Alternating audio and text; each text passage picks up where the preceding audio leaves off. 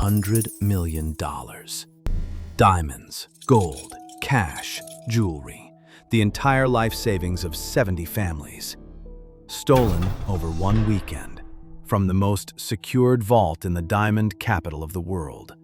10 layers of security, a 20-centimeter steel door, infrared sensors, magnetic locks, round-the-clock guards. Not one alarm triggered, not one guard alerted, not one door forced. The thieves didn't break in. They walked in. They walked out. They locked the door behind them. They were caught anyway, because one of them left a sandwich. His name was Leonardo Notarbartolo, 51 years old, silver-haired, Italian, a diamond dealer, or so the business card said. In 2000, he rented an office inside the Antwerp Diamond Center, paid his rent, introduced himself to the staff, learned the guard rotation, noted which cameras covered which corridor and at what angle. He did this for 3 years.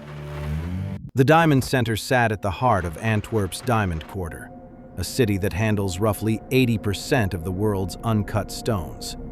The vault was 2 floors underground, 20 centimeters of hardened steel in the door alone. Infrared beams, magnetic sensors, heat detectors, motion detectors. A time-locked combination only a guard could enter. 10 independent systems, each designed to catch what the others missed. Back in Turin, 4 men were waiting. Elio Denorio, the genius, handled electronics. Ferdinando Finotto, the monster, handled locks.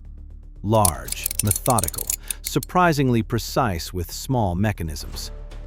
There was a 5th man, elderly, whose name nobody ever learned. They called him the King of Keys.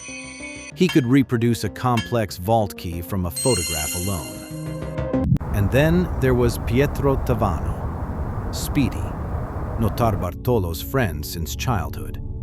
His role was the exit, the getaway, the timing, the disposal of evidence when it was done. He brought Speedy because they were friends since childhood. In a perfect plan, that was the only imperfect decision. February 13th, 2003. Notarbartolo entered the vault on legitimate business. In his pocket, a can of women's hairspray. He pressed the nozzle against the heat sensor. The aerosol coated the lens. The sensor went blind. He walked out. Nobody noticed. Over the preceding weeks, the team had solved every remaining system.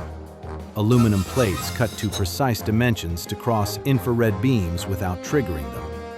A pinhole camera to capture the guard's combination. A key, custom forged by the King of Keys, built for a lock with 100 million possible combinations. 10 security systems, 10 solutions, each one clean, each one invisible. One role still needed filling. Someone to manage the exit, the disposal, the cleanup. The one part of the job where anxiety was fatal. They gave it to Speedy. February 15th, late evening. 5 men entered the building. No alarms, no guards, no resistance. They went to work, box by box. The genius killed the cameras. The monster opened the locks. They filled duffel bags with diamonds, gold, cash, jewelry. More than they expected, more than they could carry. They stood knee-deep in diamonds. They closed the vault door behind them. They locked it. Sunday morning, Antwerp slept. 5 men drove south toward Italy. Monday morning, a guard walked his usual route. The vault door was slightly ajar. He almost kept walking. He stopped. He put his hand on the handle. 109 empty safe deposit boxes. The plan had one final step: destroy the evidence. Speedy had it all. The videotapes from inside the vault, the handwritten notes, the copied keys. 3 days of food wrappers from their preparation inside the building. He panicked. We don't know exactly why. Panic never needs a reason. On a country road outside Antwerp, he pulled over and left it. All of it, in a ditch, on a farmer's property. August van Kamp found it the next morning.